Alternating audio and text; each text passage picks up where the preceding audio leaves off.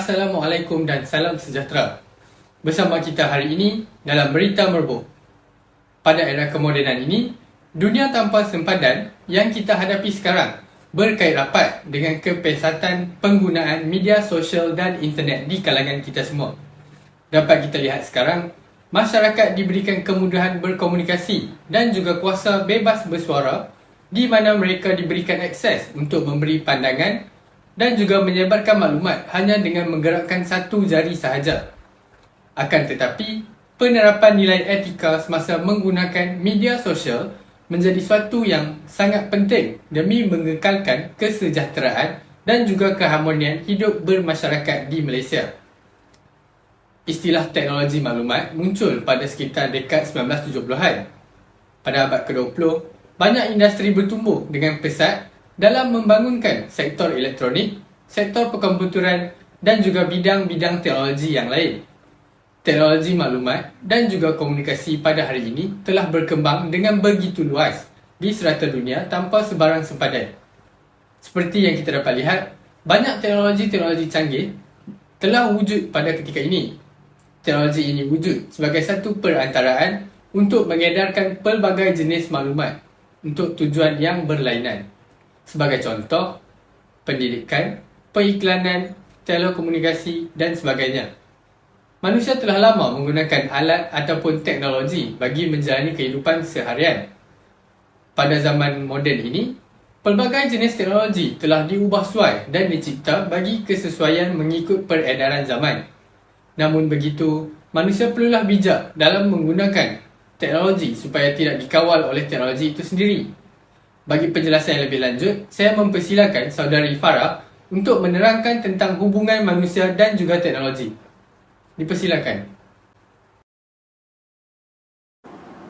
Terima kasih saudara Azmil. Era globalisasi kini memerlukan teknologi yang sangat komprehensif dalam setiap aspek kehidupan manusia. Teknologi dan manusia kini saling bekerjasama di mana masing-masing mendapat manfaat daripada kebolehan yang lain. Konsep pengantaraan teknologi memberi impak kepada gerak kerja manusia. Apabila teknologi moden menjadi pengantara antara manusia dan dunia realiti, tindakan manusia akan berubah. Dengan kehadiran teknologi moden sekarang yang kebanyakannya lebih memfokuskan kepada kemudahan manusia, sifat keinginan manusia untuk memperoleh teknologi tersebut meningkat kerana mereka berfikir teknologi-teknologi tersebut membuatkan hidup mereka akan menjadi lebih mudah. Kepesatan perkembangan teknologi moden ini telah memberi kesan yang amat besar dan mengubah lanskap kehidupan manusia sejagat tanpa mengira peringkat usia. Manusia dengan teknologi tidak boleh dipisahkan kerana banyak manfaat yang diperoleh melalui teknologi termasuk dalam bidang teknologi maklumat dan komunikasi. Dengan kehadiran teknologi moden sekarang, manusia dapat menjalankan tugas dengan lebih mudah, murah dan pantas. Sehubungan itu, manusia perlu bijak menggunakan teknologi yang ada untuk tujuan kebaikan dan kemaslahatan serta kesejahteraan manusia. Kegagalan manusia menguruskan dan menggunakan teknologi akan menurunkan nilai hubungan mesra sesama anggota dalam masyarakat, mengurangkan rasa akrab dalam keluarga dan menyebabkan merasa sunyi serta bermacam nilai negatif yang lain atau ia lebih dilihat sebagai beban. Sebagai contoh, bagi nilai negatif lain atau beban ialah techno-stress, technophobia dan hate speech. Techno-stress terjadi melalui tekanan yang dihadapi oleh seseorang kerana tidak mampu mengikuti perkembangan dan mengoperasikan pelbagai jenis teknologi yang bergerak terlalu pantas. Ia dapat dilihat dalam kalangan keluarga kita sendiri seperti datuk, nenek atau ibu bapa kita. Selain itu, ia berlaku apabila seseorang terlalu bergantung kepada teknologi sehingga boleh mendatangkan stres. Contohnya, kanak-kanak. Teknofobis ialah ketakutan teknologi atau tidak suka teknologi canggih atau peranti kompleks terutamanya komputer. Hate speech, ucapan kebencian melalui tulisan atau kelakuan yang bersifat prejudis terhadap seseorang atau sekumpulan masyarakat berdasarkan agama, kewarganegaraan, bangsa, jantina atau kecacatan. Natijahnya, alat teknologi merupakan medium utama manusia dalam kehidupan seharian. Tanpa alat teknologi, manusia tidak mampu bergerak pantas. Oleh itu, ianya penting untuk melatih masyarakat menggunakan teknologi sebagai sebahagian proses tadbir urus dan pembangunan negara. Terdapat beberapa kepentingan teknologi maklumat dan komunikasi. Pertama, ia mempercepatkan urusan harian manusia tanpa penggunaan tenaga dan masa yang banyak. Kini, pelbagai urusan kerajaan maupun swasta dengan mudah boleh dilakukan secara dalam talian. Contohnya, urusan perbankan, pembayaran bil utiliti, permohonan kerja, membeli belah dan sebagainya. Orang awam tidak perlu lagi beratur panjang untuk membayar bil di kaunter, sebaliknya boleh terus membayar bil utiliti mereka di internet dengan mudah dan cepat. Selain itu, ia membantu komunikasi menjadi lebih efisien di mana ia boleh berhubung melalui laman sosial seperti Facebook, Twitter, Skype dan sebagainya. Manusia boleh berkomunikasi secara atas talian dengan mudah dan cepat. Ibu bapa juga boleh mengubat rindu dengan cara menghubungi anak-anak mereka yang berada jauh di perantauan melalui laman sosial Skype. Tambahan pula, ia bermanfaat untuk mencari dan mengumpul maklumat dalam menyiapkan tugasan. Seterusnya, ia bagi mengetahui perkembangan semasa yang berlaku. Kemajuan ICT yang bersifat global memudahkan seseorang mengetahui berita atau kejadian yang berlaku di luar negara dengan mudah dan cepat. Laman sesawan berita setiap negara boleh diakses melalui jaringan internet untuk mendapatkan berita-berita terkini dari negara luar.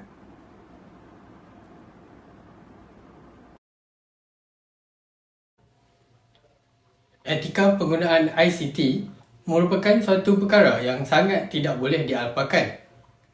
Jadi, dalam membentuk tingkah laku masyarakat dalam penggunaan ICT, kita perlu memahami bahawa wujudnya juga aspek etika dalam topik ini dan ia dikenali sebagai kewarganegaraan digital. Apakah itu kewarganegaraan digital? Bagi mengetahui berita selanjutnya, wartawan kami, Hanan Karim yang berada di lokasi akan memberikan butiran yang lanjut. Silakan. Terima kasih Azmi Distrik Pentas. Ya benar, saya sangat bersetuju dengan kenyataan tadi di mana etika penggunaan ICT adalah suatu perkara yang sangatlah tidak boleh diambil sambal lewat oleh kita semua. Seperti perkataan etika itu sendiri yang berasal dari perkataan Yunani, ethos, yang membawa maksud watak, dan dari sini kita dapat fahami di mana etika adalah aspek terpenting dalam menilai tingkah laku dan karakter seseorang. Baiklah, apa yang dimaksudkan dengan kewarganegaraan digital? Kewarganegaraan digital atau lebih dikenali sebagai digital citizenship merupakan suatu konsep mengenai apa yang pengguna teknologi perlu tahu untuk menggunakan teknologi dengan betul dan beretika, dan dalam erti kata lain ialah kebolehan mengelola dan mengawasi tingkah laku dalam menggunakan teknologi dengan mengambil kira nilai-nilai keselamatan, etika, norma dan budaya. Jadi, di sini siapa yang dikatakan sebagai warga digital? Sudah semestinya kita semua. Pada Jun 2021, Perdana Menteri ke-8 Tan Sri Muhyiddin Yassin telah menyatakan bahawa Kesatuan Telekomunikasi Antarabangsa Bangsa-Bangsa Bersatu ITU telah meletakkan Malaysia sebagai negara yang mempunyai warga digital yang tertinggi di dunia. Sebagai tambahan, COVID-19 yang telah melanda dunia 2 tahun lepas mempercepatkan peralihan digital di seluruh dunia, dan Malaysia tidak terkecuali. Hal ini kerana sepanjang 2 tahun lepas, segala urusan dilakukan secara online atau atas talian untuk berinteraksi, bermesyuarat, seminar dan untuk pembelajaran. Tetapi, adakah kita menghayati konsep etika dalam menjadi warga digital yang beretika dan beradab? Jadi, apakah 9 nilai kewarganegaraan digital tersebut? Kewarganegaraan digital mempunyai 9 elemen kewarganegaraan dengan 3 prinsip yang dipegang, iaitu REP, Respect, Educate and Protect. Konsep REP adalah satu cara untuk mendidik masyarakat dan menjelaskan tentang digital citizenship melalui 9 elemen tersebut. Ia juga menerangkan cara untuk menjadi digital citizenship yang baik dengan pelbagai cabaran semasa seperti penyalahgunaan media sosial, pembuli cyber, jenayah cyber, ketagihan internet, keselamatan privasi online dan sebagainya. Pada tahun 2016, International Society for Technology in Education atau ISTE menggariskan 9 elemen kewarganegaraan digital, iaitu harta digital yang saksama dan akses kepada semua, melayani orang lain dengan sifat hormat dalam persekitaran dalam talian dengan tidak melakukan pembulian cyber, tidak mencuri atau merosakkan kerja, identiti dan harta digital, membuat keputusan yang baik ketika berkomunikasi melalui digital, menggunakan alatan digital untuk pembelajaran dan mengikuti perubahan teknologi, bertanggungjawab dengan keputusan dalam membeli barangan secara talian dengan melindungi maklumat pembayaran, mempertahankan hak asasi manusia dalam forum digital, melindungi maklumat peribadi daripada sebarang ancaman yang boleh memudaratkan diri, dan menghadkan risiko kesihatan fizikal dan psikologik teknologi. Untuk tambahan, kami telah berjaya perolehi beberapa dapatan melibatkan literasi digital di mana platform digital telah menguasai masalah sosial yang berlaku dalam kalangan rakyat Malaysia, terutama sekali pelajar.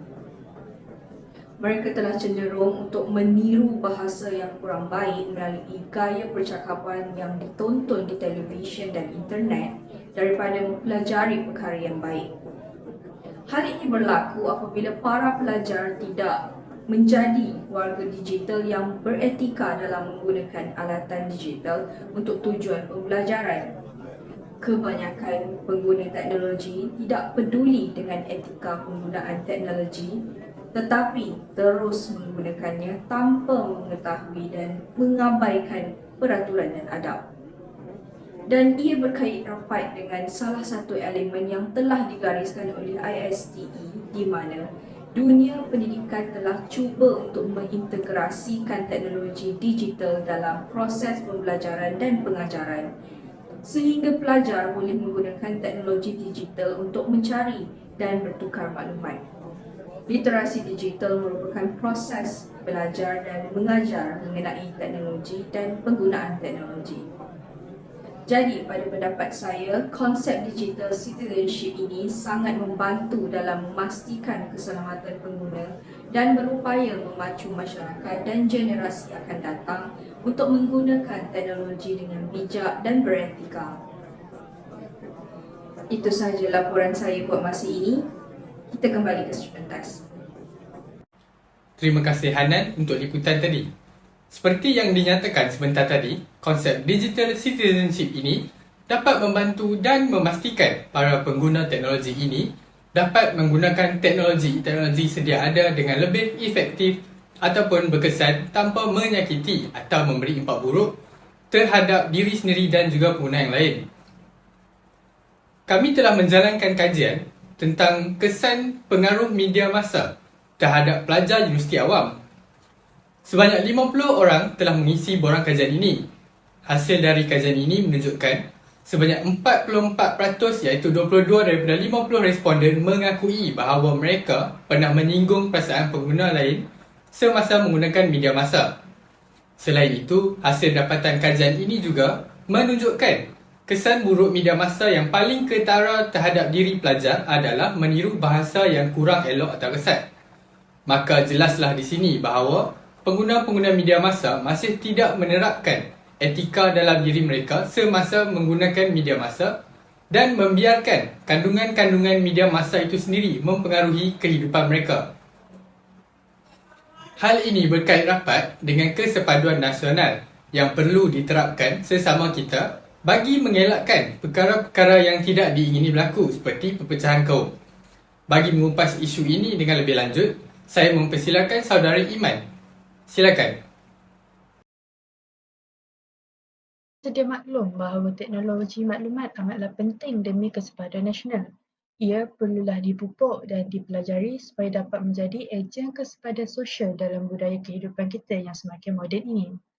Terdapat banyak ejen kesepadan sosial yang dapat saya kongsikan kepada anda semua, contohnya dari segi pertuturan, perkongsian, pendekatan nasihat, adab berdebat, cara penampilan diri, tata cara meletakkan gambar, kaedah berbudi, cara menghormati orang tua, cara menyantuni etnik yang berbeza serta cara mengurus privasi diri.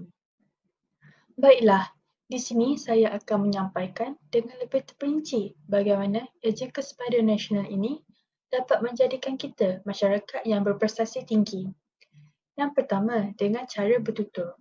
Kita perlulah mengucapkan pertuturan atau percakapan yang baik-baik dan berfaedah sahaja. Dan janganlah kita bercakap tentang sesuatu yang sensitif hingga dapat menggores hati orang lain. Selain itu, apabila kita hendak berkongsi tentang sesuatu ilmu, pastikan ia tidak bertentangan dengan agama dan pastikan bahawa ilmu itu tepat dan sahih. Cara menasihati pula, kita dapat lihat bahawa masyarakat lebih gemar untuk menegur orang dengan cara yang sinis dan angkuh. Tetapi kita perlulah menasihati mereka dengan cara yang betul dan menggunakan nada dan bahasa yang lembut. Adab berdebat pula perlulah berdasarkan fakta dan solusi yang jelas supaya diskusi berlaku secara damai. Berikutnya ialah penampilan diri. Seperti yang kita dapat lihat, remaja zaman kini gemar berpakaian mengikut fashion barat yang melanggar syariat. Namun, adab berpakaian menurut Islam perlulah kemas yang mematuhi tuntutan moral, nilai sedagat dan hukum beragama. Cara menghormati orang tua pula ialah dengan meringankan beban mereka tanpa disuruh. Contohnya, anak-anak perlulah menolong ibu bapa mereka di rumah dan menjadikan ia sebagai satu rutin. Seperti yang kita tahu, Malaysia mempunyai etnik yang berpelbagaian. Kita perlulah menjaga sensitiviti antara manusia serta memastikan tidak wujudnya ketegangan yang menyusahkan dan merimaskan semua orang. Baru-baru ini, berlakunya pertelingkahan antara kaum di Malaysia semasa pilihan raya umum yang ke-15. Perkara ini berlaku akibat daripada penyalahgunaan teknologi maklumat dari sesetengah pihak yang cuba untuk memecah belahkan kaum di Malaysia. Hal ini berlaku apabila tiada adab atau etika ketika menggunakan teknologi-teknologi terkini. Namun begitu, terdapat juga pihak yang meredakan perkara ini dengan mendamaikan pertelingkahan yang berlaku sebelum ianya menjadi lebih teruk. Akhir sekali, cara mengurus privasi diri. Secara fitrah, semua manusia perlu dihormati dan dihargai. Oleh itu, masyarakat perlulah menghadkan perkongsian maklumat di sosial media. Sekian daripada saya, kembali kepada Azmia di Sri Pentas. Sekian, itu sahaja berita merbuk untuk hari ini. Semoga sama-sama kita dapat menerapkan etika dan adab dalam penggunaan teknologi-teknologi semasa supaya perkara-perkara yang tidak diingini dapat dielakkan. Hal ini supaya kita dapat hidup dengan lebih harmoni dan tenang pada masa akan datang. Terima kasih.